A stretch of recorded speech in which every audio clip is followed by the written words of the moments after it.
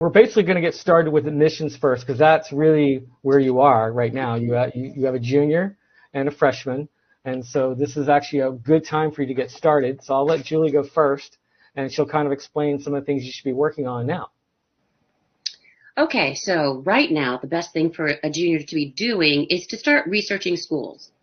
If they have any idea of the things in which they're interested in, um, of the things in which they're interested, they should start looking for schools that specialize in that area. I wouldn't really worry so much about rankings, more than I would think about where they're placed and for things like internships, so that a student gets an idea of what they'll be doing before they get out of school, before they get out of college.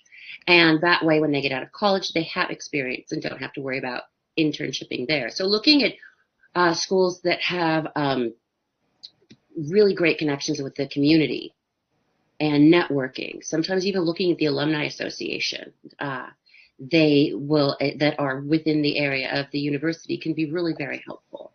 But it's basically start tracking down schools and looking at the programs. Some students will say, well, it's ranked, so I want it. But then we'll look at the courses. I actually have my students look at the actual courses they're interested in, look at the curricula, and say, are those courses that I really want to take?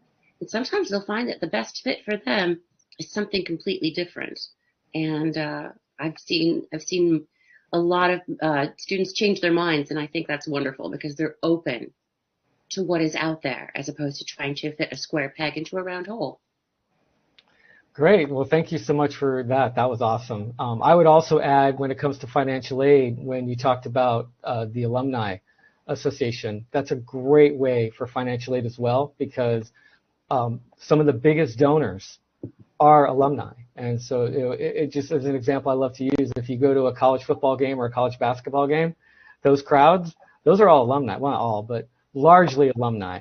And so they like to give money so that way future students can go to their alma mater. And so that's a great way. I would always reach out to the Alumni Association, find out what kinds of scholarships they have, types of grants, and even ask them, say, hey, can you put me in touch with someone who graduated, say, in the last 5 years?